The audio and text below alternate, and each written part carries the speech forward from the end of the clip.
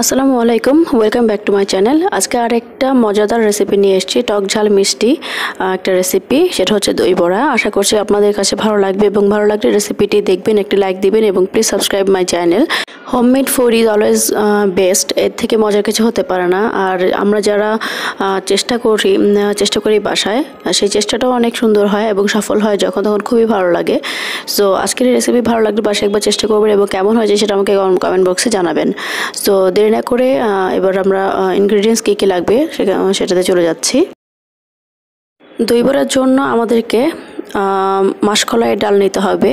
তো আমি এটাকে এখানে 1 কাপ মাসকলাইয়ের ডাল সারা রাত পানিতে ভিজিয়ে রেখেছিলাম। এখন 2টা কাঁচামরিচ আর আধা ইঞ্চি জিঞ্জার দিয়ে সেটাকে ব্লেন্ডার খুব ভালো করে ব্লেন্ড করে নিয়েছি। এবার লবণ 1 চামচ দিব এখানে।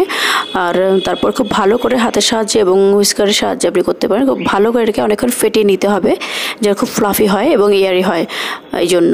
এবং এটা টেস্ট করতে হবে পানিতে একটা ড্রপ ফেলে, যদি পানিতে ভেসে থাকে তাহলে আপনার আর এটাকে ফেটাতে হবে না। যে কোনো চাট বা দই বড়ার জন্য বিশেষ ক্ষেত্রে যেটা সবচেয়ে বেশি গুরুত্বপূর্ণ সেটা হচ্ছে চাটনি।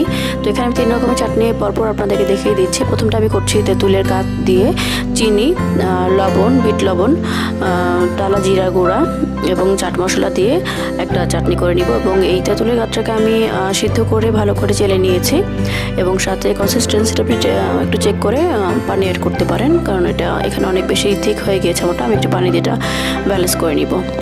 ঝালের জন্য আমরা এখানে আধা চা চামচ মরিচের গুঁড়ো, লাল মরিচের গুঁড়ো অ্যাড করব। আর আপনি চাটনিতে চিনির পরিবর্তে গুঁড়ো ব্যবহার করতে পারেন, তাহলে কালারটা আরও ভালো আসবে।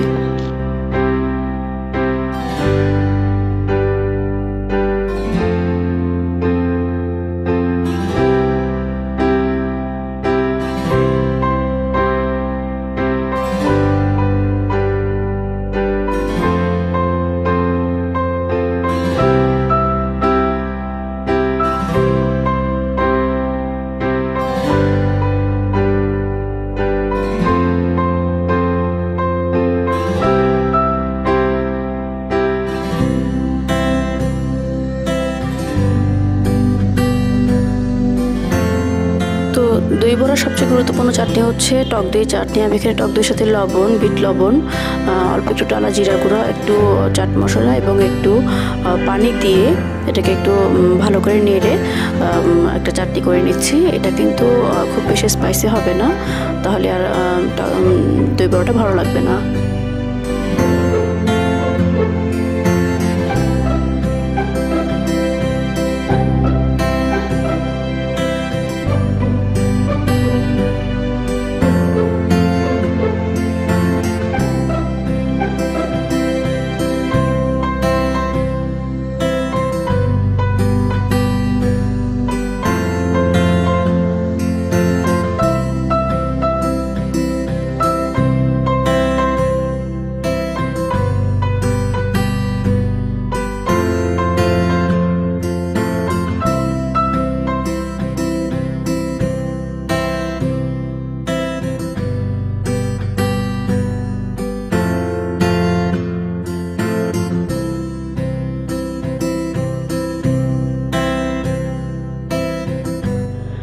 আমাদের থার্ড চাটনিটা হচ্ছে গ্রিন চাটনি।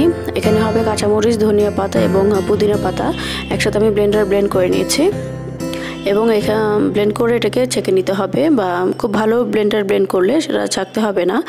তো আমি এখানে ছেঁকে নিচ্ছি এবং এর সাথে আমি মেশাবো লবণ, চিনি এবং অর্ধেকটা লেবুর রস।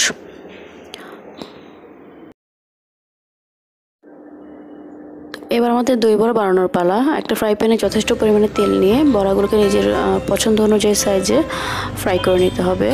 চাইলে কেউ অনেক বড় বড় করতে পারে।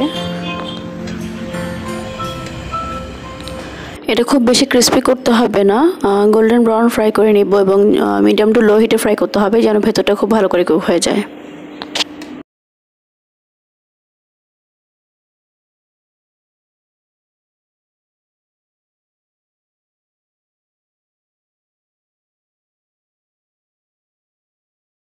তো বড়াগুলো ফ্রাই হয়ে যাওয়ার পর একটা বাটিতে কুসুম গরম পানি নিয়ে তাতে করে 1 চামচ লবণ এবং কিছুটা মৌরি এবং অল্প একটু চাট মশলা দিয়ে আমি সবগুলো বড়াকে পানিতে ভিজিয়ে রাখছি 15 থেকে 20 মিনিটের জন্য।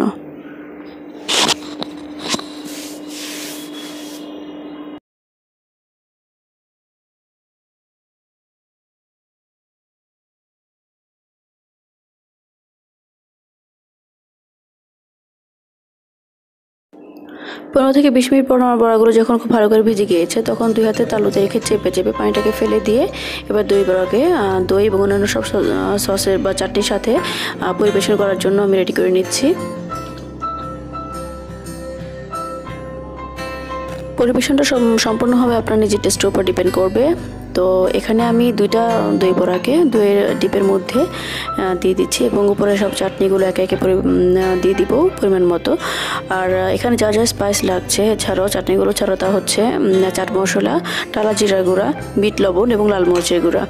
এবং যদি কেউ এখানে ধনিয়া পাতা দিতে চায় তাহলে দেওয়া যেতে পারে। আর আমি এখানে একটা বিটরুট কিছুটা গ্রেট করে দিয়েছি, সেটা জাস্ট দেখতে সুন্দর লাগার জন্য। কেউ চাইলে এখানে আনারের দানাও দিতে পারে।